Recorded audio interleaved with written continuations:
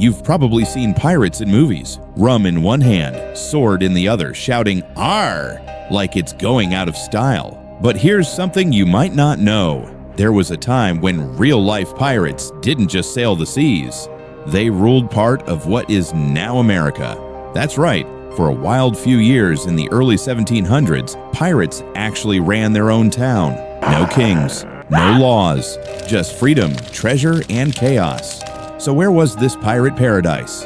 Welcome to Nassau, Bahamas, the capital of crime and captain of the Caribbean, at least for a little while. Now, before we dive into the madness, let's rewind a bit. Back in the late 1600s and early 1700s, piracy was booming.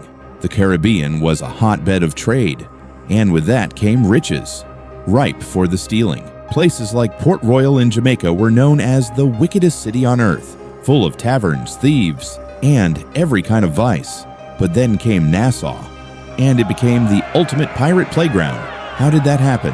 Well, in 1703 and again in 1706, a Franco-Spanish fleet attacked Nassau, burning it to the ground and driving out most of the British settlers. When the dust settled, the island was basically abandoned.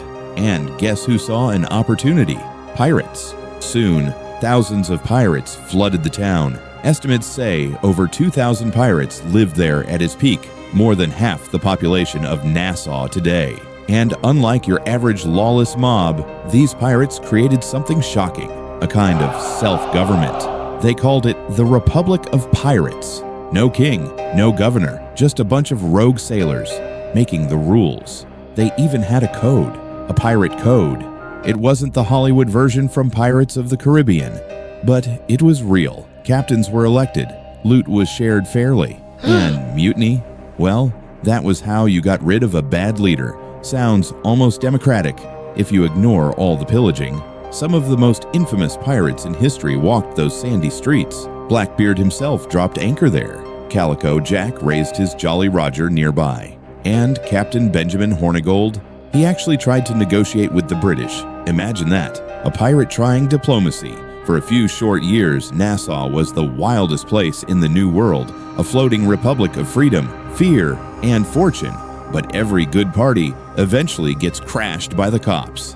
In 1718, the British had had enough. The Crown sent a former privateer turned governor named Woodes Rogers to take back Nassau and restore order. He arrived with soldiers, with ships, and with a royal pardon for any pirate willing to give up their life of crime.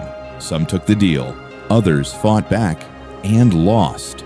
The Republic of Pirates was over. Laws returned, hangings followed, and the golden age of piracy began to fade. So next time you hear the word pirate, don't just think of eye patches and parrots. Think of Nassau, where outlaws built a real society, if only for a moment. A wild, weird chapter in American history when the sea ruled the land and the pirates made their own laws. Thanks for watching, and don't forget to share your opinion in the comments.